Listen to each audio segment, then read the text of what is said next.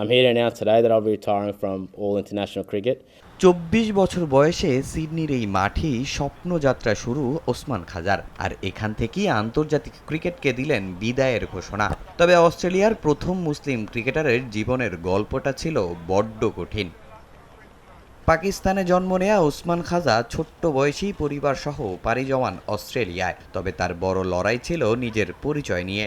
একে তো মুসলিম, সঙ্গে ভিন্ন গায়ের রং। অস্ট্রেলিয়ায় হতে হয় নানা বিদ্বেষমূলক আচরণের শিকার। তাই নিজের পরিচয়টাই আড়াল করতেন তিনি। নিজেকে পরিচয় দিতেন সৌদি আরবের বলে, শুধুমাত্র অস্ট্রেলিয়ার ক্রিকেটে গ্রহণযোগ্যতা পেতে।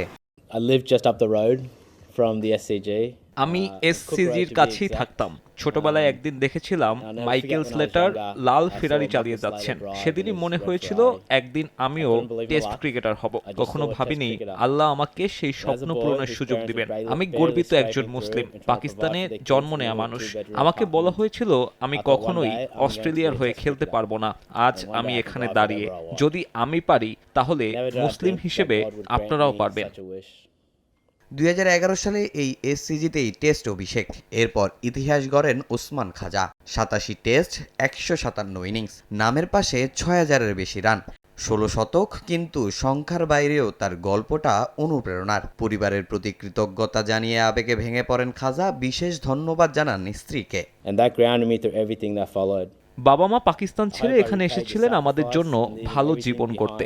মা শক্তিশালী হতে শিখিয়েছেন, বাবা শিখিয়েছেন মূল্যবোধ।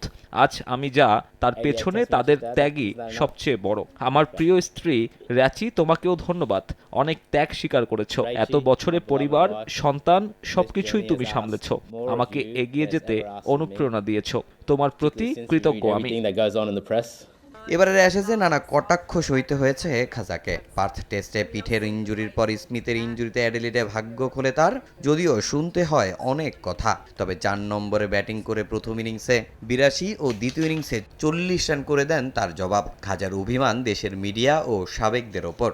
To my teammates, coaches, support staff, it's been a privilege. পার্থে আমি সত্যি পিঠে অনেক ব্যথা পেয়েছিলাম। এটা আমার নিয়ন্ত্রণে ছিল না। কিন্তু এটা এবং আমার প্রস্তুতি নিয়ে মিডিয়া এবং সাবেকরা অনেক আক্রমণাত্মক কথা শুনিয়েছে। তারা বোঝাতে চেয়েছে আমি দলের প্রতি প্রতিশ্রুতিবদ্ধ নই। ধৈর্য ধরে সহ্য করতে পারতাম, কিন্তু এটা ৫ দিন ধরে চলেছে। I train my best. তবে সাবেকদের প্রতি অসন্তুষ্টি থাকলেও সতীর্থদের সমর্থন বরাবরই পেয়েছেন খাজা। কৃতজ্ঞতা প্রকাশ করে শেষ ম্যাচেও তাদের সমর্থন চান ৩৯ বছর বয়সী এই ব্যাটার। তামিম হোসেন, সময় সংবাদ।